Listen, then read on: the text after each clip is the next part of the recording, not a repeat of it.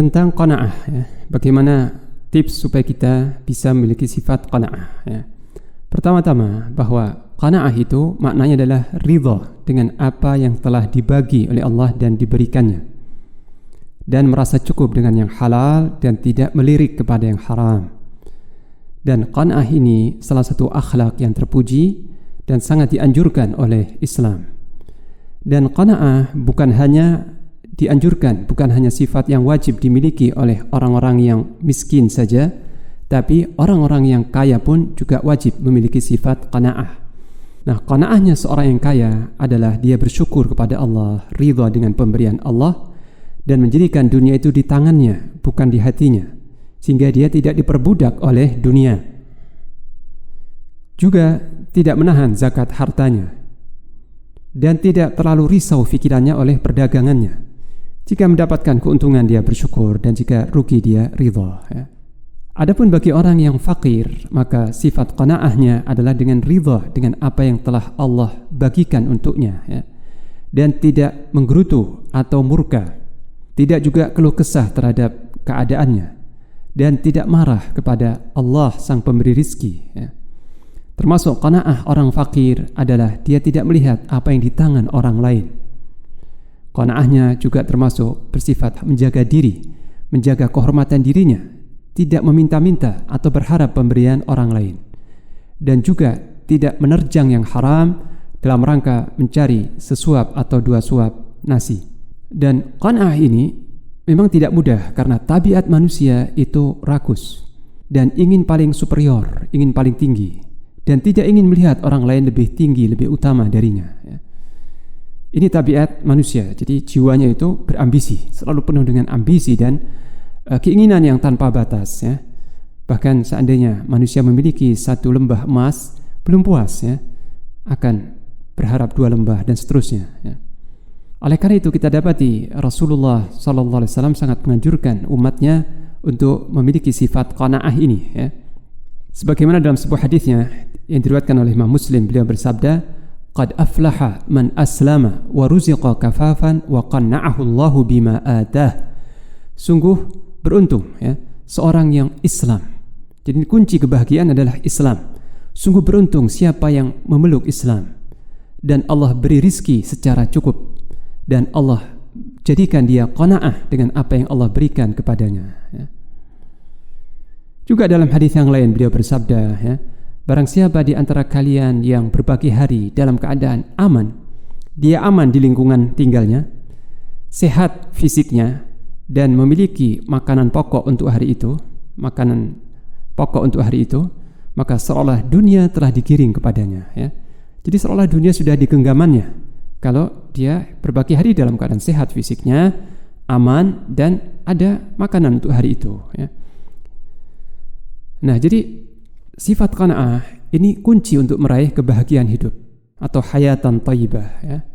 Dan tidak mungkin seorang itu akan merasakan kebahagiaan, ketentraman hati jika tidak memiliki akhlak yang utama ini, yaitu qanaah. Adapun pertanyaan, bagaimana caranya supaya kita dapat memiliki qanaah?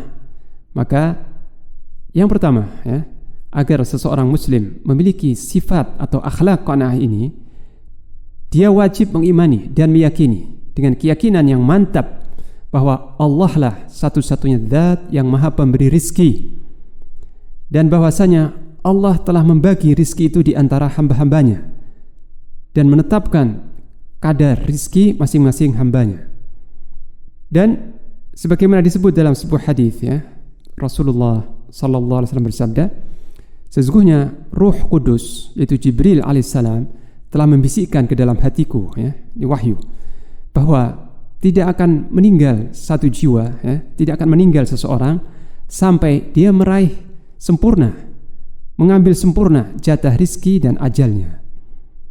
Maka bertakwalah kepada Allah dan santunlah dalam mencari rizki, yakni tenang, kalem, dan tanpa tergesa-gesa dan tanpa sifat ambisius ya. Ini maksudnya al-ijmal. Jadi mencari rizki dengan tenang, dengan berwibawa, dan mencukupkan dengan yang halal. Kemudian ada sebuah kabar gembira dari Rasulullah SAW ya, untuk menenteramkan hati kita ya. Dalam sebuah hadis dari Jabir bin Abdullah radhiyallahu anhuma, beliau bersabda, "Lau anna ibna Adam haraba min rizqih kama yahrabu minal maut, la adrakahu rizquh kama yudrikuhul maut." Seandainya anak Adam itu lari dari rizkinya sebagaimana lari dari kematian, maka niscaya rizkinya itu akan mendapatinya, ya. Rizki itu akan menyusulnya sebagaimana ajal menyusulnya.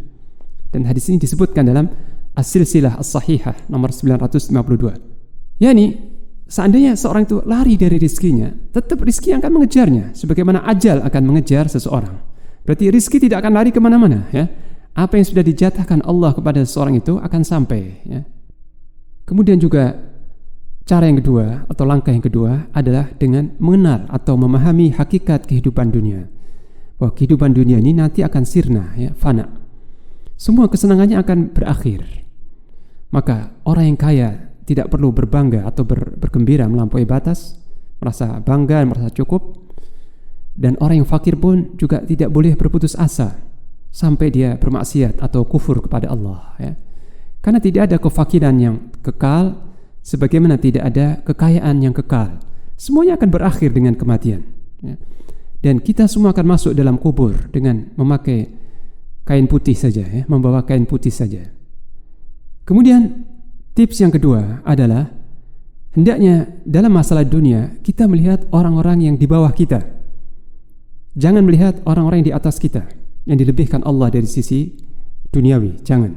Dan ini telah diisyaratkan atau dinasihatkan oleh Rasulullah sallallahu alaihi wasallam. Beliau bersabda, "Unzuru ila man asfala minkum wa la tanzuru ila man huwa fawqakum." Lihatlah orang-orang yang di bawah kalian. Orang-orang yang secara duniawi, secara penghasilannya, pendapatannya di bawah kalian, yang lebih miskin dari kalian. Lihatlah mereka. Dan jangan kau melihat orang-orang yang di atas kalian. Karena hal itu lebih layak bagi kalian untuk tidak meremehkan nikmat Allah, ya. Kemudian juga langkah yang berikutnya adalah memahami hikmah Allah Ta'ala dalam melebihkan sebagian hambanya di atas yang lainnya dalam masalah rizki. Allah Ta'ala berfirman dalam surah Az-Zukhruf ayat yang ke-32, "Ahum yaqsimuna rahmata rabbik nahnu qasamna bainahum ma'isyatahum fil hayatid dunya wa rafa'na ba'dahum fawqa ba'din darajat liyattakhidha ba'dhum ba'dan sukhriya wa rahmatu rabbika khairum mimma yajma'un." Apakah mereka itu yang membagi-bagi rahmat Allah? Kamilah, kata Allah, kami yang membagi di antara mereka ma'isyah, penghidupan mereka. Dan kami lebihkan sebagian mereka di atas yang lain, beberapa derajat, ya. Kami lebihkan sebagian mereka dari yang lain beberapa derajat agar sebagian mereka memanfaatkan tenaga yang lainnya, agar terjadi saling tukar-menukar manfaat. Dan rahmat Rabbmu, yakni jannah, surga, lebih baik daripada apa yang mereka kumpulkan itu.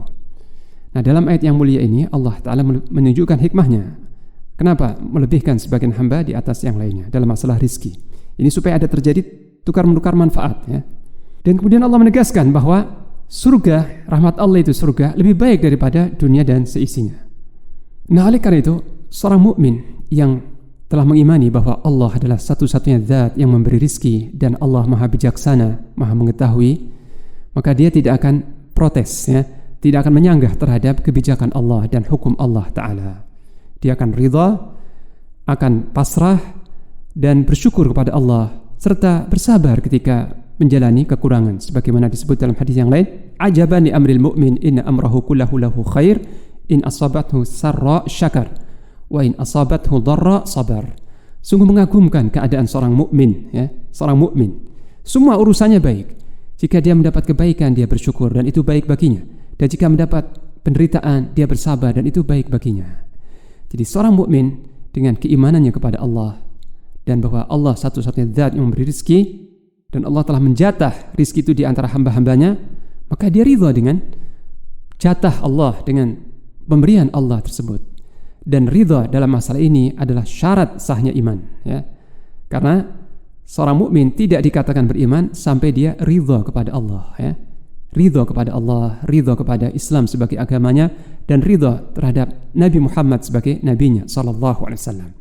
Nah, maksudnya ridha kepada Allah sebagai Rabb, raditu billahi rabba, aku ridha kepada Allah sebagai Rabb, artinya ridha dengan syariatnya dan ridha dengan takdirnya, tidak menyanggah takdirnya, ya. Akan tetapi ini bukan berarti seorang muslim tidak dituntut untuk berusaha dengan sungguh-sungguh atau berikhtiar, tidak. Seorang muslim dituntut untuk bekerja secara yang halal, berikhtiar dengan sungguh-sungguh, tapi hatinya tenang, hatinya tenteram dengan pembagian Allah Subhanahu wa taala, ya. Nah, ini beberapa langkah-langkah untuk meraih sifat qanaah yang terpuji ini, ya. Demikian.